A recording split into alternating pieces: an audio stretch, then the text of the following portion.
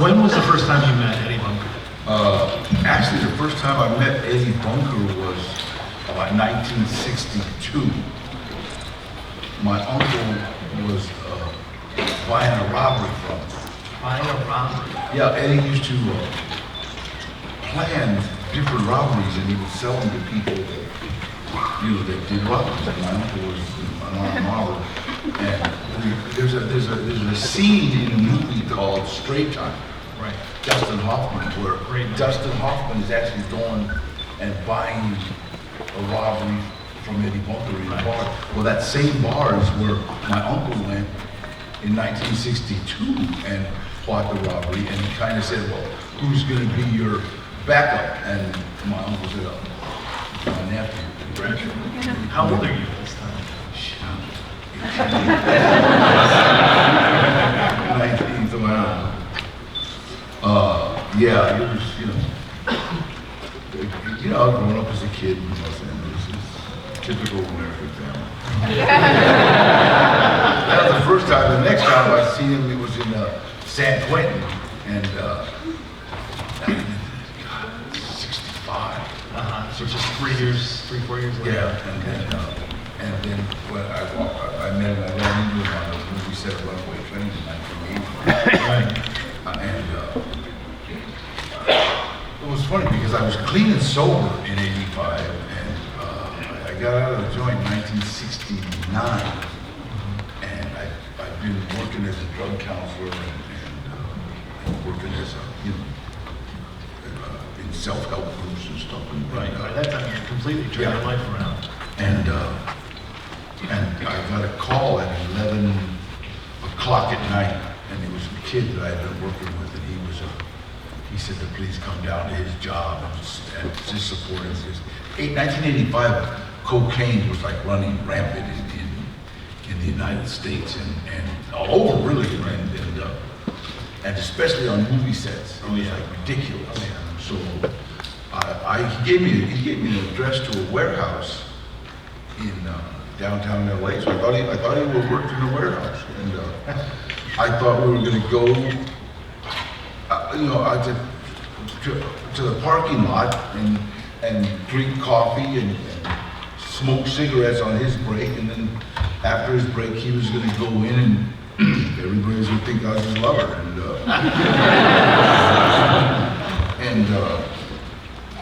it wasn't. It was a movie set of Runaway Train. Right. I just thought it was the coolest thing I'd ever seen in my life. All these people were dressed like convicts and trying to be hard. All their tattoos smeared. Oh shit, I'm sorry. I had a beautiful eagle on his back, and I said, oh man, I better get some better ink. And so we were hanging out, and he was a PA, which is a production assistant, and we were just like hanging out. This guy comes up and says, hey, do you want to be in this movie? And I said, what do I got to do? He said, do you want to be an extra? I said, extra what? He says, can you act like a convict? When he said that, I swear, it was almost like, this is your life. Gonna come, and I'll give it a shot. We didn't every penitentiary in the state of California. They gave me a blue shirt. I took off my shirt. I had that big tattoo on my chest. And I'll never forget, this guy goes, wait a minute. I'm trying to figure out, what gang is that?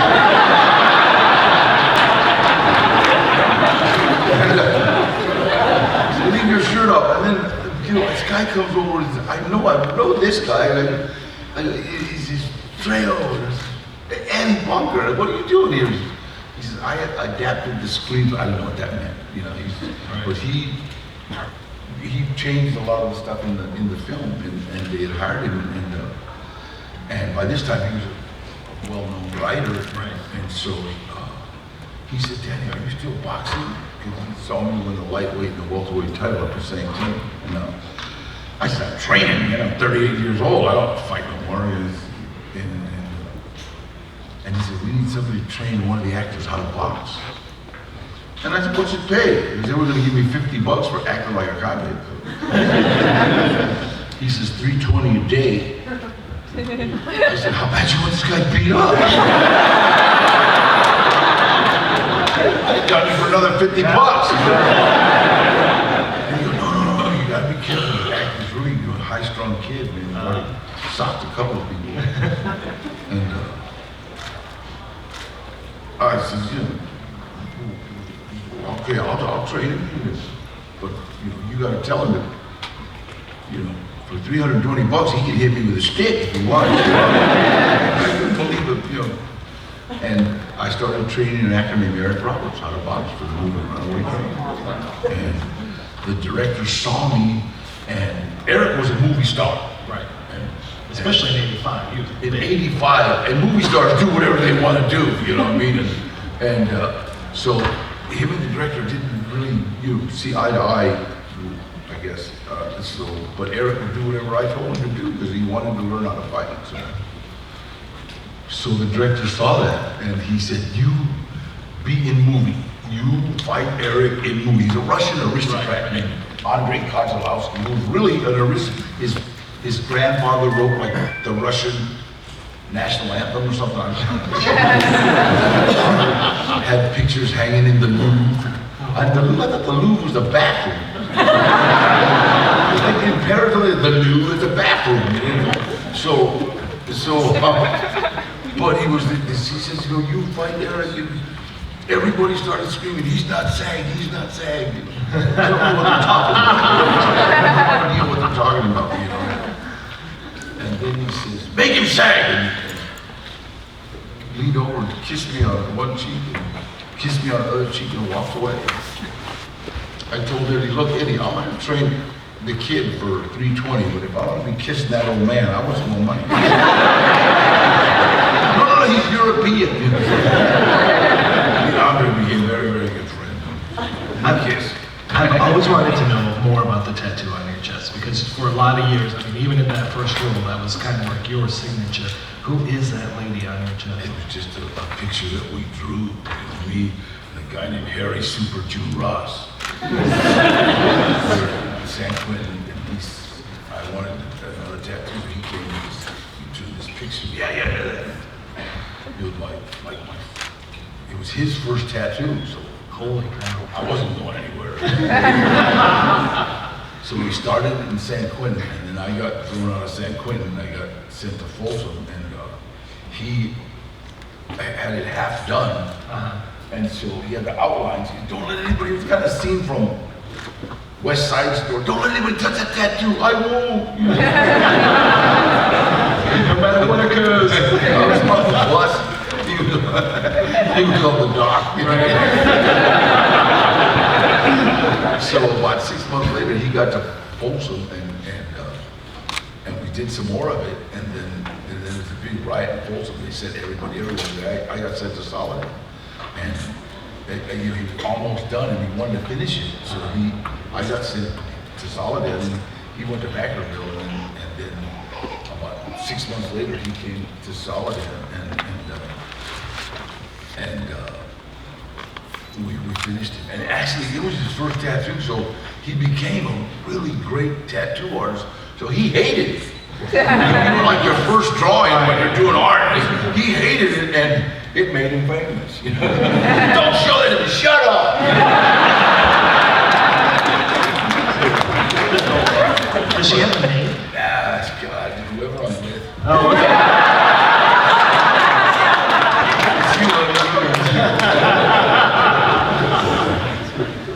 I've got one more before I kind of open it up for some questions here. I've always been curious about your role in The Hidden, which was right around that same time. But I don't remember seeing you in that movie. I just remember hearing your voice. Yo, hippie, what kind of dude are you? I mean, I heard that so many times. It was a movie that was a sleeper, that just, one of those little movies that is still being shown. It was a great film. Great movie. Oh, yeah. And low budget, and they wrecked about 3 Ferraris. But they have one Ferrari that is like brand new, gorgeous, and then they have 4 that are like already wrecks. They don't even have an engine, so. But it was movie making, and all I am is in a jail cell. And it was funny, that movie, I heard, yo, hippie, what kind of dude are you? The director told me, Daddy, yell something at the alien. You know, and what the hell are you yelling at alien? Yo, hippie, what kind of dude are you? And then he shoots me, you know. I guess he wasn't a hippie, you know.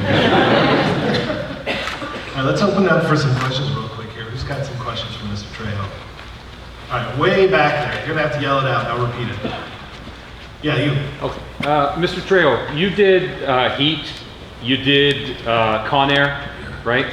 When you compare movies like that, you know, is one more appealing to you than the other, or is it all just work? Is it just another role? It's kind of work. It's kind of work. I had to, in order not to be seduced by the I guess the glamour or whatever of the film industry, you gotta kind of like, just, it's work. It's like a painter, a plumber, a carpenter. That's what I do, you know, and so I don't really, you know, my agency chooses roles.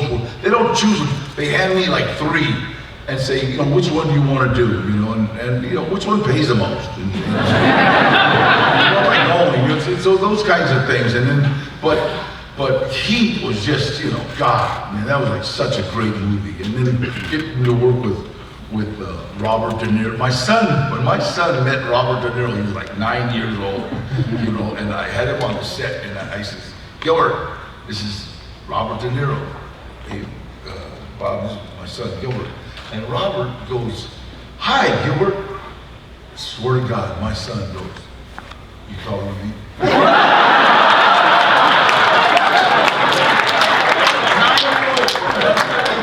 Gilbert, you didn't see that movie. You see with Dust the Dog, the taxi was a little, he goes, Dad, the Comedy Channel. You know? So, I think with Robert became very, very good friends. And then, Con Air, you have to be careful with movies like Con Air because it's the biggest test in testosterone there is. You know, it's like they had every wannabe tough guy in Hollywood on that movie. And so everything was it's like I'm not a good sport. You know what I mean? And everybody on that movie is like if you spit, somebody would spit a little further. Push up everything, you know. So it was like me and a guy named Benny Ukidis, who was a 3-time world kickboxing champion, 5-time world kickboxing champion, just unbelievable. He would every lunch he would like grab me and get me and go and we'd go to the dojo and sit by ourselves because you know I don't play well with others. So, but it was a great movie. It was unbelievable movie. I'm trying to remember. You worked with Buscemi in that one? Have you already done Animal Factory at that point? No. Okay. I actually gave Steve Buscemi because Eddie had shot Animal Factory and couldn't get anything done with it. Right. So he says, here, Danny, do you ever see what you can do? Okay, so I took the movie Animal Factory and I gave it to Steve and I said, here, Steve, read this or I'll kill you. In an interview, it was so funny. He said that. He said, yeah, so Trejo gave me this movie and he said, read it or you kill me. And then the narrator said, what'd you do? He said, I read it. I'm still sitting here. And so he read it and he says, Danny, there's really nothing in this for me, you know, and because he couldn't play the young kid. And, right. And I said, no, Steve, we want you to direct it. You got to really, he said, oh, wow, yeah, I'll direct it. And so the minute he directed it, then the star, my God. Furlong? No, that's one of them. One of the big stars in Hollywood, I can't remember his name. The green guy in Spider-Man. Willem Dafoe. I'm sorry, William. I'm sorry, Willem. He's a friend of mine too, but sometimes you just drop a plane. He was amazing. If you ever want to see some of Willem Dafoe's best work, you check out Animal Fact. Great movie. Yeah, that was terrific. Yeah, you going toe-to-toe with Malkovich in Con Air was definitely a highlight of that. Yeah, Malkovich is funny. He's so funny. And then his humor is sick as hell.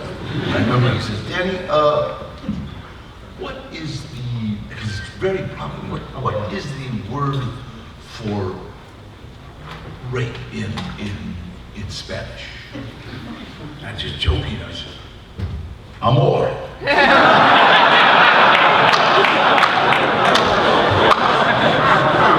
That was the funniest thing you ever heard. Come on, man, it wasn't that funny. But there is no word. It's violent. Right. Yeah, that's the one. So 85 you get into movies. Now what's that like for you as far as like, when do you finally realize I am now a movie star, I'm an actor? And do you then go out and start taking acting classes, or are you just you? I just, the first 5 years of my career, I'm still a drug counselor. I still work for Western Pacific Rehab, and I still do all the rehab stuff. My passion is talking to young people that are in trouble. But I played inmate number 1 for the first 5 years of my career. I didn't know I had it because I was a big amount of money. It was inmate number 1, bad guy number 1, guy with a tattoo. And so it was funny. The first time I was ever interviewed, this young lady fresh out of I guess interview school. Danny, aren't you afraid you're being stereotyped? Typecast. I didn't know what she was talking about. I said, I don't know what do you mean? She said, well, you're always playing the mean Chicano dude with tattoos. Thought about it. I said, I am the mean Chicano. Okay. Somebody finally got it right. I'm putting brown paint on Brad Pitt. So I didn't, my first 5 years, I never even had a name. The first name I ever had in the movies was Art Sinella in Death Wish 4 with Charles Bronson. Yeah. So that was great. After that, I did a movie called Against the Wall. And then things kind of took off. But then we started getting names. Yeah, I think the first time I ever saw you was in Marked for Death. Yeah, Steven Seagal. Yeah, that was great. All right. Yeah, me and Steve, I pulled him in on Machete. Yeah. And he was really good. I killed him. First time he ever died on screen. So it's 1995. That's when you met Robert Rodriguez? Or had you met him before that? Before Desperado. Okay. And I walked into his office to cast for Desperado. And he said, you remind me of the bad guys in my high school. And I said, I am the bad guys. He hit it off, handed me a knife, and I started twirling it. Oh, nice. That's what we just did. I dropped it a couple of times. He says, okay, well, I said, my agent, Gloria, said, dude, what did he say? I said, I don't know, he gave me a knife. And I don't know if he's handing everybody knives. But so when we got it, I went to Texas, and it's funny because while in Texas, we were in Del Rio, Texas, and Acuna, Mexico, across the border, and everybody from Texas goes down to Acuna, Mexico, to buy booze. You know, you can buy everybody in the car can get 2 bottles. The kids can get 2 bottles. So you can buy 24 bottles of booze with you. And so we're there. All my family comes down and to visit me and buy booze. And my uncle says, "Who's that?" And my uncle Rudy, and he says, "I said it's Robert Rodriguez, the director." And my uncle is like older Mexican guy, kind of gangster. Hey! He calls him. And Robert, young lad, he knows the old guy calling, he comes over. They start talking, and then my uncle says, hey, say hi to your cousin. So we ended up second cousins, so I said, okay, let's make that limo part a little bigger. We've done we've done about 13 movies. He has a TV station right now that I'm kind of the face of, El Rey Network, and also we do it from Dusk to Dawn, the TV series, which is awesome. And then we're going to do something with Machete on the network. Oh wow! So that'll be like a lot of fun. Yeah. Let's open up with another question. Yes, over here, sir. When's the next Machete movie coming out? Oh God! Machete in space. I think we want to try starting something before the end of this year. See, we don't know how we're going to do it, but that was amazing. Now, you know what? I got to tell you, I would have loved that movie even if I wasn't in it. God, when Robert said, "Okay, you're going to kill about 14 people the first 3 minutes of this movie," that's my kind of film. Don't take me to a drama, whatever you do. I'll get us thrown out of the. My kids hated to go, hi! So, but I love action movies. Well, you haven't been Shakespeare. You were in Richard. Yeah, yeah, that was. I've never seen that. I want to see it. And then also I did a drama movie called Sherry Baby, that with Maggie Gyllenhaal. Mm-hmm. I got to go all over the world with that movie, and I hated it. Well, I didn't hate it. It was just, there was no, I was like the good guy. It's the first time I ever played the good guy, the guy that after she'd been, just abused and used, and I was the guy that helped her, and so it was the kind of like, I kept making up scenes like I'm banging on a motel door, and I told one of the stunt guys next door, open the door and say, hey, hold it down, and we'll fight. Trying to throw some action. No, Lori Collier was the director. No, Daddy. Come on, here's a flavor. Yes, sir. You're This is here. the Trejo Taco. Oh, that's a restaurant that I'm opening up probably the end of September. It's going to open up right on La Brea between Pico and Olympic in Los Angeles. And then we're opening up right now. We've got a deal for about 5 of them, so we're going to try to put them all over. It's going to be a lot of fun. Everyone here. Awesome. Yeah, I got it. Mary, let's tell Ash. Ash is the guy in charge of the restaurant, so we're like, I gotta tell you, I was very surprised when my wife got her AARP magazine, and I opened it up, and there's a picture of Danny Trejo and his dogs, and Danny sitting on this huge chopper. Have you seen this? This is great. wow, this is cool. I have this, he's a pit bull. Okay, this dog, I don't know what the hell he is, but call him John Wesley Hardy, beats the shit out of pit bull. We have a little chihuahua, okay, that chases them both, So it's everything's backwards at the house.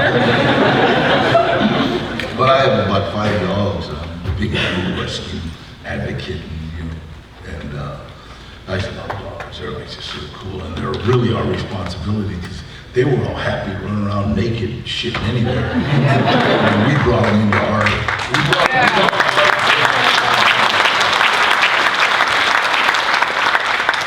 Question from the crowd.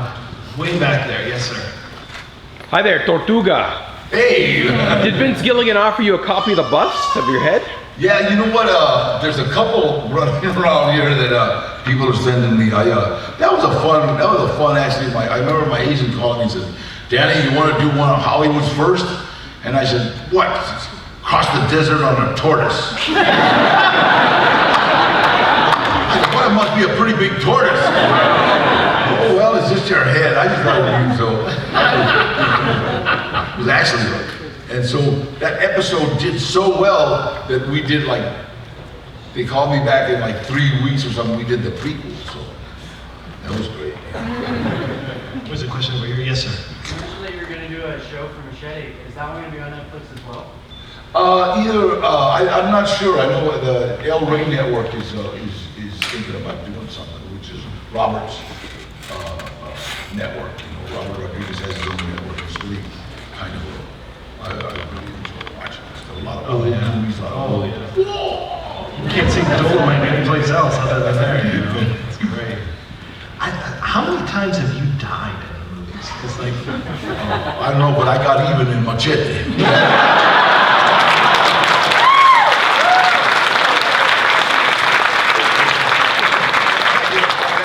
Jessica Alba. nice. And that was, I kept messing that one up. Sorry, Robert. And then it's funny, I had a love scene with Amber Heard in Machete Kills. I don't know if you know Amber. It's just go to hell gorgeous. She's a beautiful girl, right? And her husband, Johnny Depp, she's a pretty, but it was funny because we had this love scene, and so Robert yelled, "Action!" And action! Amber, why are you laughing? Because Daddy won't stop saying, "Thank you, Jesus."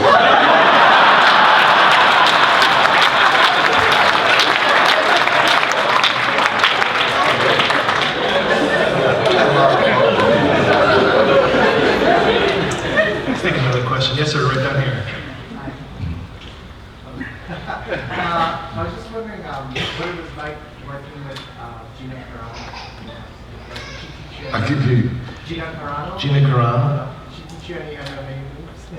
Oh, we did that in Puerto Rico. Yeah. How was it? Well, awesome. But she's I'm a big MMA fan anyway, but she's really, when you work with like professional fighters and you have a fight scene with them, it's really easy because they know what they're doing. When you work with an actor and you got a fight scene, a lot of times you're in trouble. Okay, well, put up your left hand. No, your other left. But usually they know what they're doing, and so it was like really a lot of fun. It's absolutely gorgeous.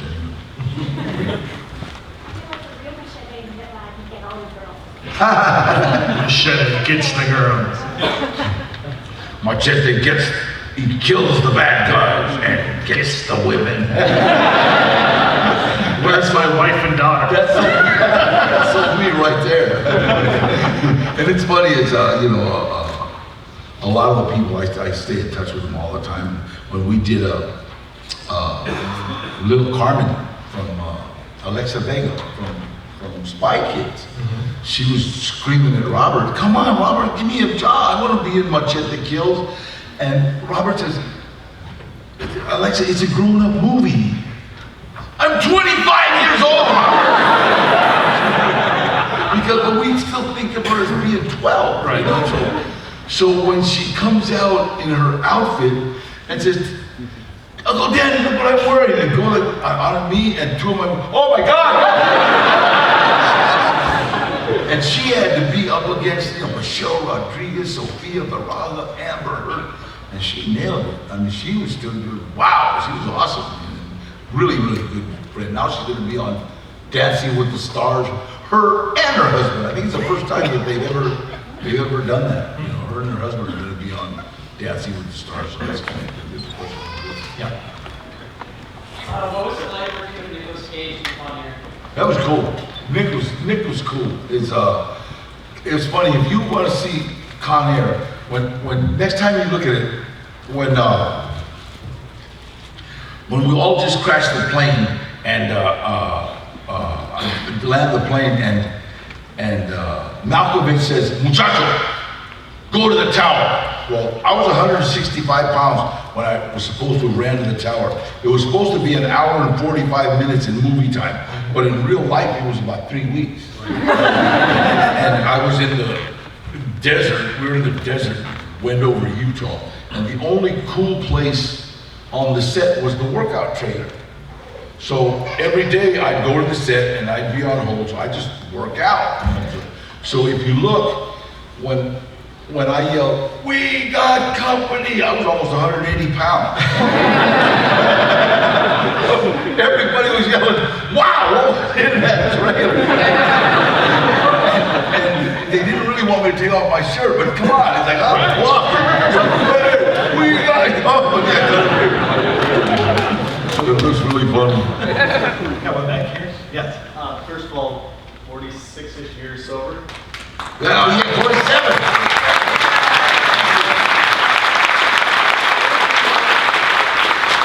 What is the most memorable location ever filming in the world and why? You know what? I gotta tell you, it's not just because I'm here, but I was in Prince George, Canada. And it was one of the most beautiful places I've ever seen. It's like unbelievable. And me and this girl, we rented a car, we're going up the road. I just never forget, we're going up the road. And all of a sudden, you know, mooses, they look big like on TV. But in real life, these things are huge. It's in the middle of the road. And women sometimes say the dumbest thing. She goes, "Shoo it." But have you ever seen a moose? They're this tall at the shoulder. And this guy's got a head. And I said, "Shoo it my ass." I'm not even gonna honk at it. You would sit here till it moved. You just looked at it, the walker was just like, take your time. Yeah, it was magic, but it was really a beautiful, beautiful spot. First time I'd ever seen like a righteous whiteout. I mean, just snow so much that you couldn't like see. You know, I'd never seen that, and it was like beautiful. We did a movie called Reindeer Games up there with Ben Affleck and Charlize Theron. I love teasing her because she had on like a little short skirt and nylon stockings and high heels, and we had on, you know, regular clothes and a parka and stuff. I would love standing by her all the time, but they're treating us actors so bad. With a real mile shirt, trooper. It sounds like working with Frankenheimer on that one. He's awesome. I've known John for a long time. That's who I did Against the Wall with John Frankenheimer. So, and he was like a yeller. God damn it, this is my shit! And I'd always set him up because he had friends that would show up on the set that he did not allow pictures. He just didn't allow pictures. And his friends, I've seen all his friends with cameras, you know, so I said, "Hi, yeah, would you like to take a picture?" "Sure, oh yeah." They're taking, "Who's taking pictures?" "We're friends."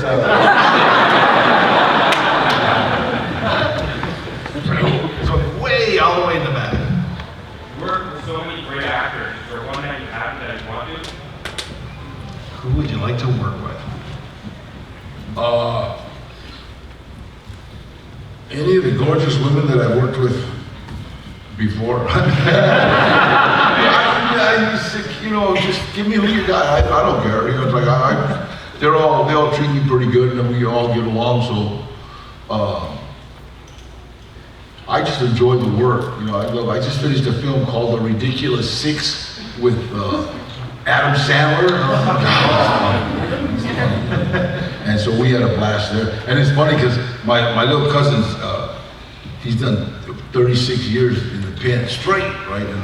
And he calls me, so I was on the set, and I was talking to him from Ironwood Penitentiary, and he says,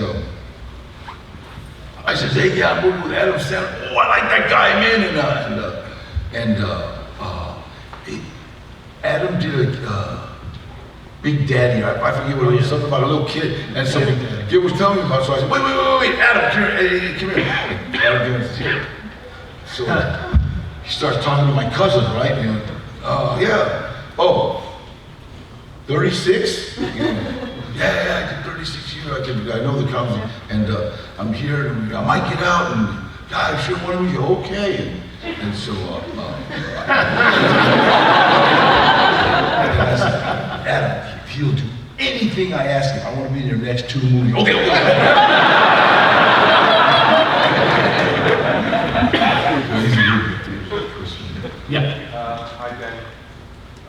I love your machete character, but I just love the knife throwing wielding character from Desperado.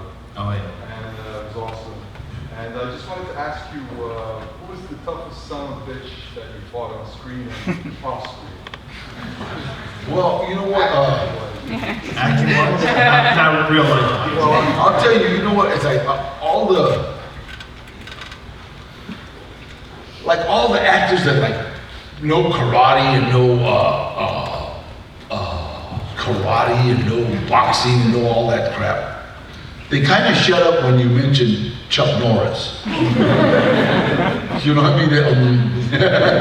Because Chuck, you know, I did a couple of episodes of what was it? Rockford, Texas Ranger, and he was awesome. And then I did a movie a long time ago called Maniac Cop 3. He was in that, and I'm looking, the first time I ever seen him, he's not like a real big guy, and his shoulders are this big, and I'm like, you know, because he fought as a lightweight, you know, so that's 137 pounds. So I'm looking at him, and, you know, I'm not bad with him, I can slay him, and I'm looking at him, and man, and him and his dojo guy are training, and all of a sudden this guy jumps up, spins around, hits this bag, and the sensei goes, it's a little slow.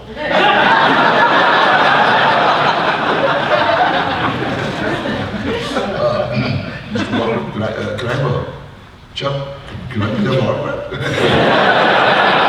So, you know, he's like the real deal. I would say. Guy back here I missed before. Yeah. Just wondering, what was it like to work with Rob Zombie, and what was your favorite movie that you were in? Rob Zombie is like awesome. I love he's like he's just cool, and he's a perfect leftover from the 60s, 50s, 70s. It just hasn't come out. He's still there, but he's so cool. You know, he does these great movies. You know, and,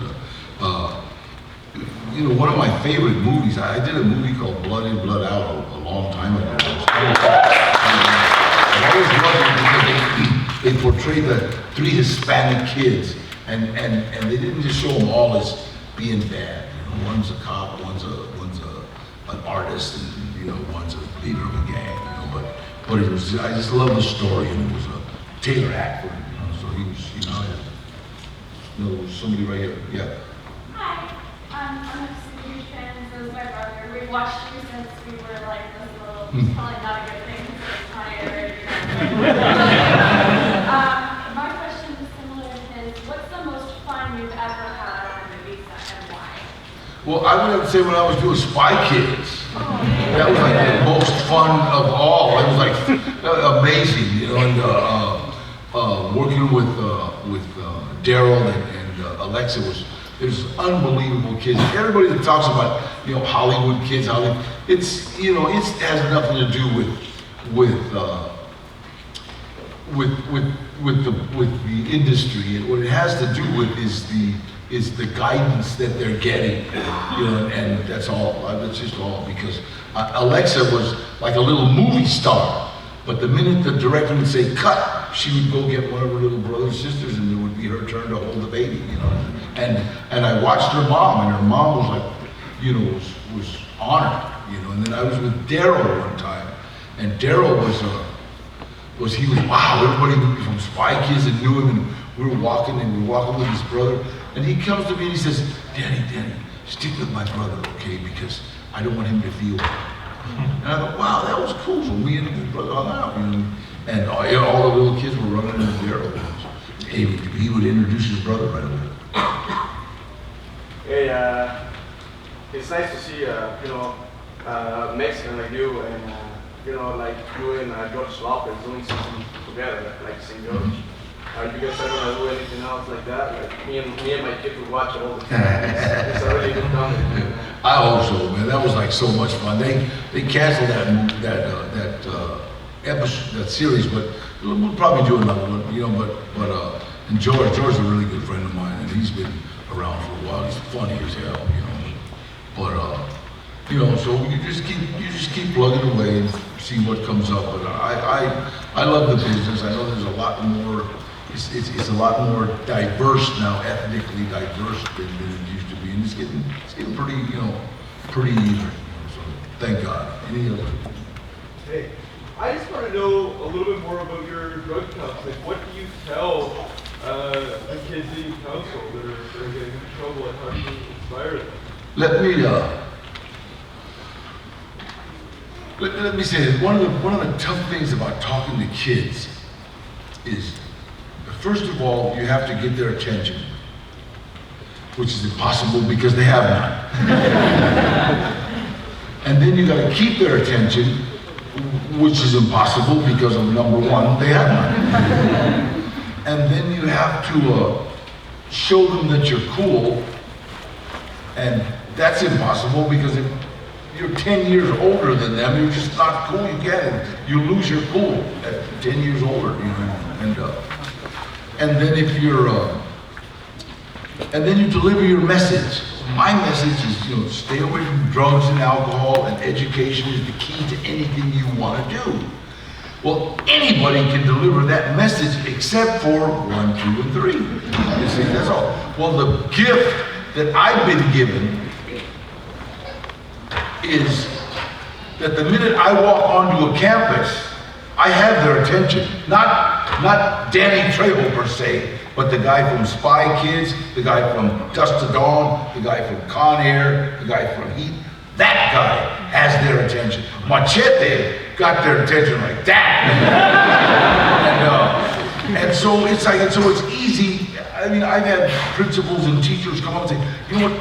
You've got all the kids in here that don't even come to these assemblies. And it's like, I'm under no illusion that it's just Danny Trejo. It's all them people combined. And so they tend to listen.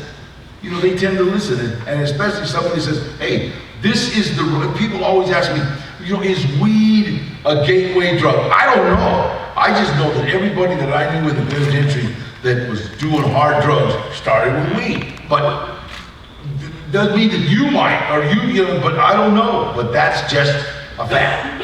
And that's all I tell them is facts. Facts are, you break the laws, you get in trouble. And when they're listening, they hear it. The biggest problem is 1, 2, and 3. How often you get people now walking up to you and giving you Snickers bars? All the time.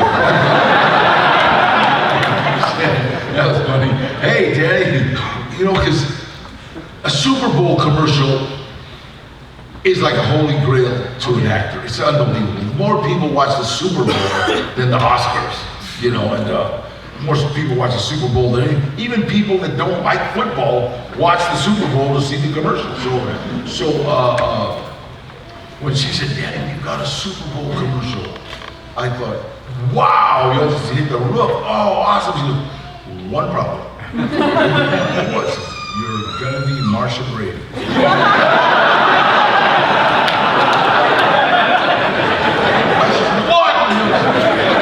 Then she told me what they were paying me. Oh, Marsha. I'll be that girl. Did you have to put on the dress? Yeah. Have you ever approached to do any Expendable movies? You know what? I talked to Sly and he said, yeah. They even had posters of me on the Expendables. But then well, okay, it's okay. So, and then Robert Rodriguez says, you can't be in the Expendables. Why? He says, because Machete is not expendable.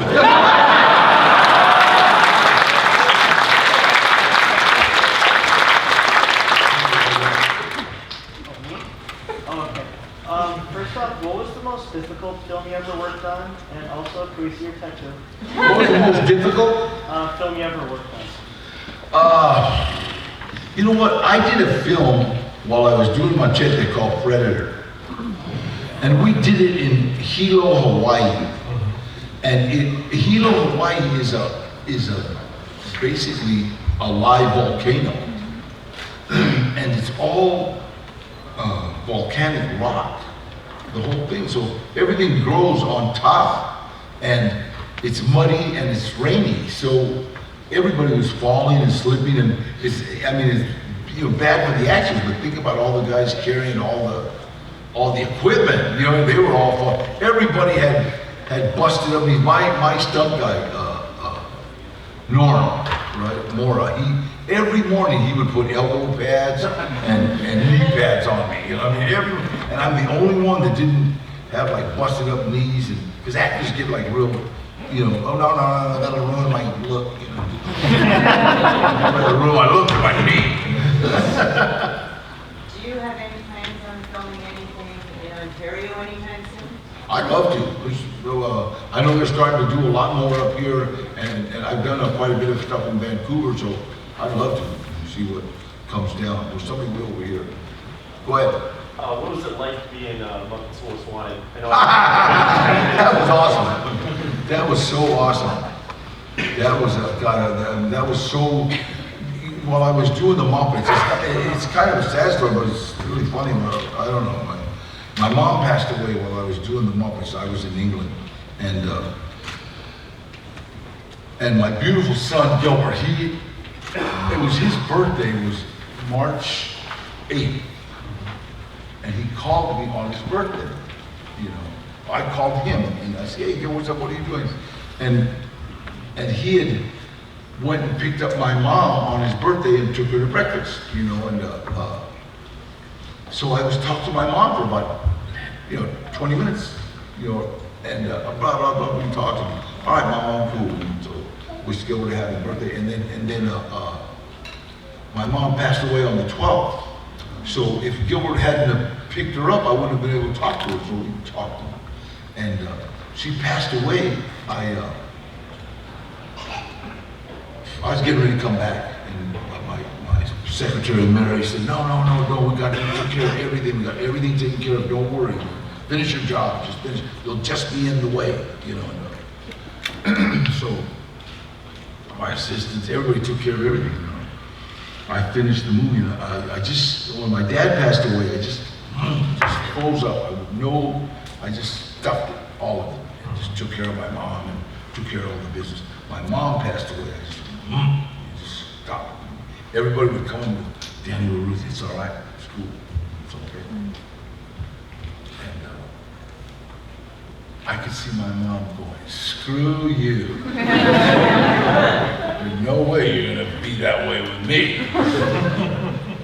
And I was just really hard. And then all of a sudden, the guy with Kermit came up.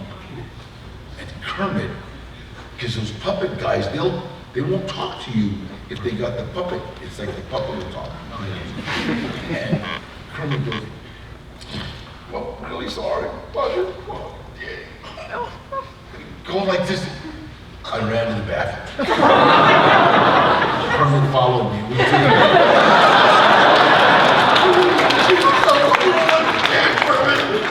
He broke to me all the time. I wasn't breathing. The guy with the puppet didn't know what to do. But that was in there. So Mom's got to me like, "Oh." Okay, we got time for one more question. Let's go all the way back here. What was it like to work on Sons of Anarchy, and is there any added pressure for you to work on an established property that's so popular? Well, you know what? There's no pressure, because I'm not Charlie. Charlie was the lead on that, and he was awesome. By the way, all those guys are like just beautiful. Those guys are unreal. There's going to be a couple of spin-offs, I think. I think the Mayans are going to spin off that, and so are the what is it?